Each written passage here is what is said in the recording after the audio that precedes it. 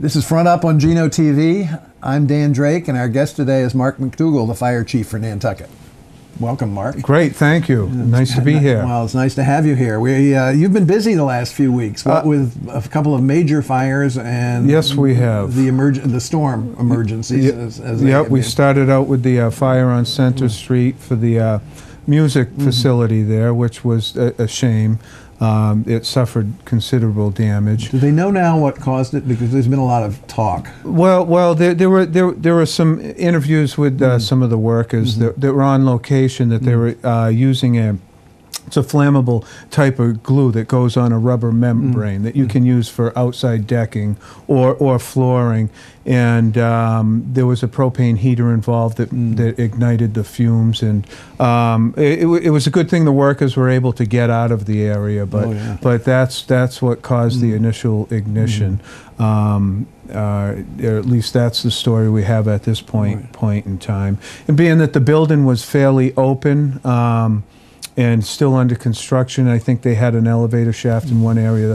The fire was able to spread real fast to the second and third stories by the time we got there. Of course, eventually, I suppose the building would have been sprinklered. That building, I do not think that was a planned building to have a sprinkler in it, but I'm not sure. I'm actually not sure about that. Usually that happens if it's commercial and residential. There's certain requirements for sprinkler systems, but that's not a bad idea for any building, to tell you the truth. Yeah. That you get that plug in. Yes, that's right. And then the next day? Next day, we dealt with a fire at the C&D building, out at the waste options, and that took us a few days. To put out. Large amount of construction and debris waste that had caught on fire. Spontaneous combustion. Yeah, I mean, most likely we've over the past years we've even from the time when they kept the C&D waste outside, we've gone to a few fires out there for the C&D waste, and anything can be dumped in that pile. Any type of solvents on rags or anything like that, as well as you never know if somebody pulling up or unloading a truck could very well throw a lit cigarette into the pile. With that amount of debris and that amount of fire, it's difficult to tell. Have there been fires there before in that building? There was one fire. I think it might be back in 2010 in that building. Prior to the years when it was kept outside, they had the membranes and they had big mounds. Those would catch on fire once in a while, and those would even take a lot longer to put out, actually, because it was a massive hill of debris that was burning. Having big fires like these two put certain strains on the department, I would suspect, in terms of both resources and manpower. Yeah, it does, and it's difficult. And once in a while, this will happen to us, but it's almost a reflection of what happens in the summer months, except they're smaller calls we're going to. When we talk about the fire on Center Street, that's a large-size fire. Takes a lot of people to safely put it out.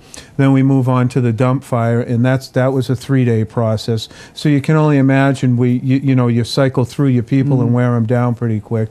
Then we had the storm that came in to deal with the storm. Right. And I read you got 50 calls? Yeah, I think we were in the vicinity of 50 calls through that 2-day, it could be a 2 or 3 day period. Some of those were alarms, presumably. Alarms, EMS calls, public assist calls for people that just need assistance for different things. So it takes a lot of people to handle those calls, because of course they're not staggered out. Some of those calls are 2 or 3 at a time, and How many?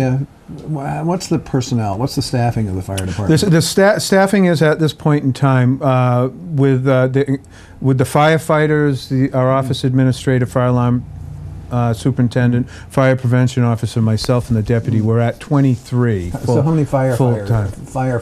The firefighters on the floor, we have 2 shifts with 1 captain and 3 firefighters. We have 2 shifts that each have 1 captain and 4 firefighters. So on the floor, you could have anywhere from 3 to 5 firefighters at a given time, depending on who has time off or what would happen if both these fires had happened at the same time? Well, we've run into that situation before. Additionally, for the permanent firefighters, we have a call force as well. And we have 15 to 20 that are a mix of EMTs, firefighters, or call firefighter EMTs.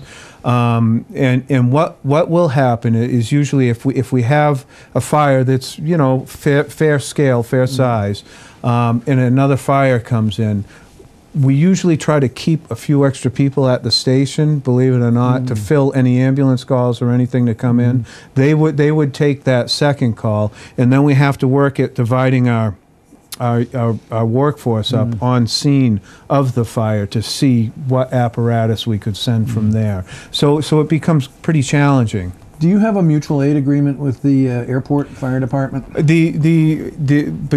Between the airport and the fire department, we work together on mutual aid. I wouldn't per se that there's a written mutual aid agreement, but we have called in the airport. They're ARF trucks; those are their big trucks. When we've had big brush fires before, or fires in the area of the airport, where the airport will put their personnel in or call their personnel back to dispatch their vehicle, as well as, of course, when the airport, if they have any EMS issues or fire issues, we respond to everything out there, as well as plane issues. Some of the other people that we've used private contractors with front-end loaders that will come in and clear brush and roadways to surround a wildfire if we have to. As well, we have agreements with Barnstable County Fire Chiefs Association to try to get resources over here, and then it goes right out to the state as well, Fire Marshal's office, if we need additional resources. They take longer to come over, of course, weather providing. You know, we'll come back to the subject of the new fire station in a minute. But at least one person wrote a letter to the paper at the time of the music center fire, questioning the response time. Okay. And I don't know if you saw it or not, but saying that this particular individual was concerned about the response time, not necessarily for that fire, but just generally from the fact that the fire department is, you know, a mile or so away, and downtown is vulnerable because of the old buildings and being close together and so forth. And would it not be a good idea to have an engine station downtown? You know, I've been asked this question a few times recently, and part of it is you know, anyone who's sitting there witnessing some type of unusual event, seconds can seem like minutes, and minutes can seem like hours. We actually got you know, fairly early notification on the Center Street fire, so we were able to get there pretty fast. Being the type of the building was under construction and how it was set up, it was able to spread pretty fast through the building. Now the idea between or the thought of me having an ambulance in a fire station downtown, the issues I would have with that is the fire station moved out of town in the past to where we are now, because of one thing, lack of space and congestion of the area and locking apparatus in there. We do, you know, even though there is you know, probably a 3-minute response time, say in the summertime coming into town, it can be difficult depending on which roads are backed up, but we have more than one way to come into town, and it's not locking any of the ambulances or fire apparatus in place.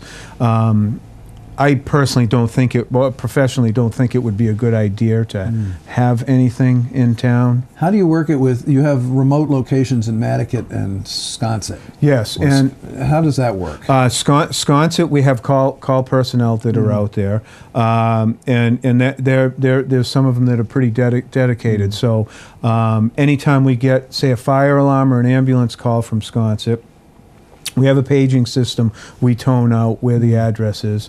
Call firefighters from Sconset will respond to the station, grab a fire engine, and take it to the address. At the same time, we dispatch one from our station. And that system has been working pretty good. And of course, we're always trying to add to our call force, especially out Sconset.